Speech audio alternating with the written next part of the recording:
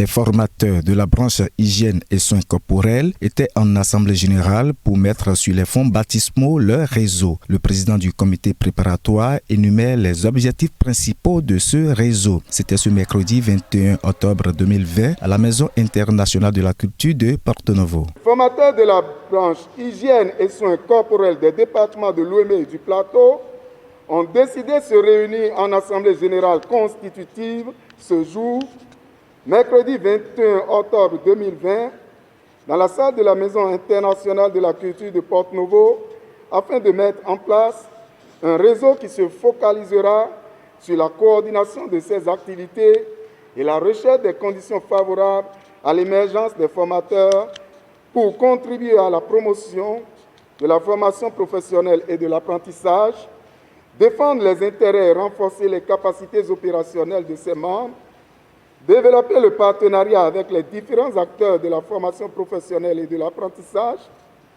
développer des relations de partenariat avec les réseaux et autres départements du Bénin. Remerciant le comité d'organisation du congrès de réseau des formateurs de la branche hygiène et soins corporels, le directeur départemental du tourisme des départements de Lomé et du Plateau loue l'événement. Nous avons tenu à être là pour vous remercier de l'engagement que vous avez pris et de la volonté que vous avez eue de pouvoir vous formaliser et de rester en réseau.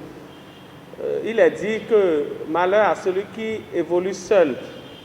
Et plus vous êtes ensemble, plus vous vous comprenez, plus vous avez beaucoup de portes qui s'ouvrent et plus vous parlez, les gens vous écoutent.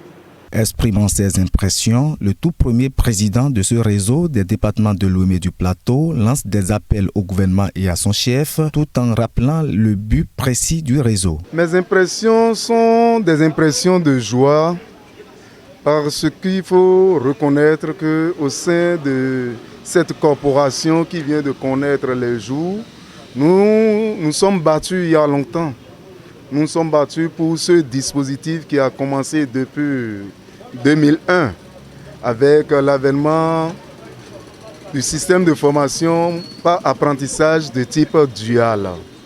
Mais force est de constater que depuis 2001 jusqu'à aujourd'hui, les formateurs ont de grandes difficultés à s'unir, à se comprendre, à accomplir pleinement leur mission. Selon le secrétaire à la formation et à l'insertion du RFB-HSCOP, les défis de ce réseau à relever sont énormes. Le défi à relever est énorme. Vous n'êtes pas sans savoir que l'enseignement classique a montré ses limites. Et dans la réforme du gouvernement du président Guillaume Athanas Talon, ils sont en train aujourd'hui de vouloir amener tous les enfants qui n'arrivent pas, qui ont fait le BPC 2 fois, qui ont fait le bac voire 3 fois, tous ceux-là vont être jetés dans la formation professionnelle. Et le gouvernement est sur le point de travailler avec les gens qui sont organisés. Nous étions les chefs centres, nous étions des formateurs. Aujourd'hui, nous nous sommes mis ensemble pour faire ce réseau des formateurs parce que nous allons développer les curricula pour accompagner l'État, pour pouvoir faire le CQP et le CQM. J'ai confiance à ces membres de bureaux qui sont installés aujourd'hui. J'ai entièrement confiance en eux et je sais qu'ils vont relever le défi. Se réunir est un début, rester ensemble est un progrès et travailler ensemble est une réussite selon Henry Ford. De succès donc au réseau des formateurs de la branche hygiène et soins corporels des départements de Lomé et du Plateau, en abrégé RFB-HSCOP, et à son bureau élu pour un mandat de 3 ans.